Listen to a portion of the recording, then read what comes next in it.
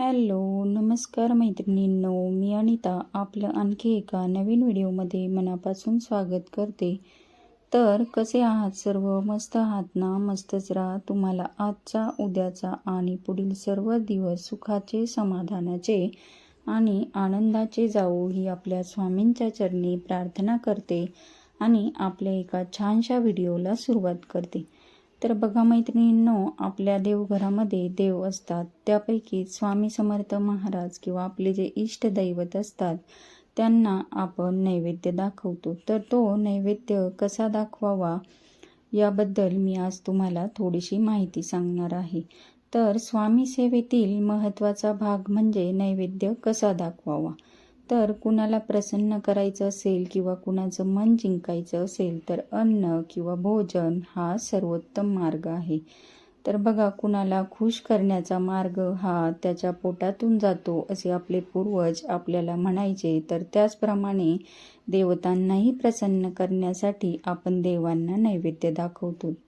तर तो नैवेद्य कसा दाखवावा याची पद्धत कशी ते मी आज तुमच्यासोबत शेअर करणार आहे. चला तर मग बघूया स्वामींना नैवेद्य कसा दाखवायचा. अगदी साधी सोपी पद्धत आहे.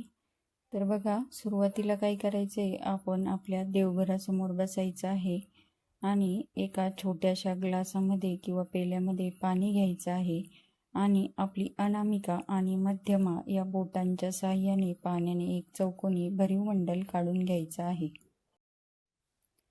आणि आपण आपल्या घरामध्ये जे काही अन्न बनवलेलं आहे ते आपण एका ताटामध्ये वाढून घ्यायचं आहे.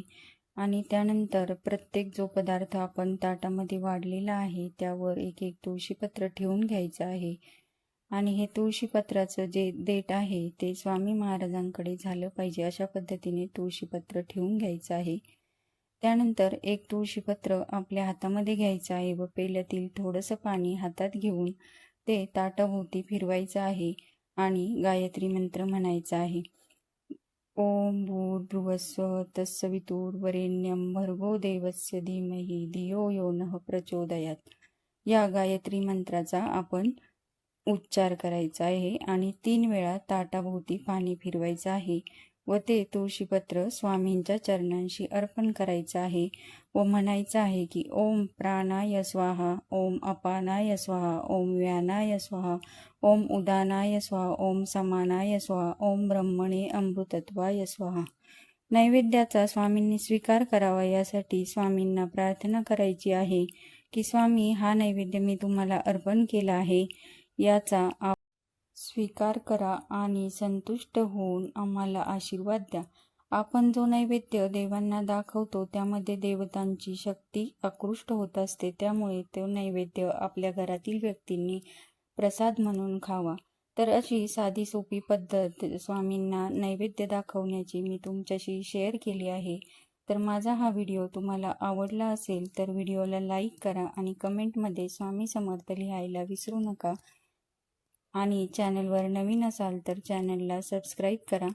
तर भेटूया अशाच नवीन व्हिडिओसोबत. तोपर्यंत सर्वांना बाय आणि सर्वांना श्री स्वामी समर्थ.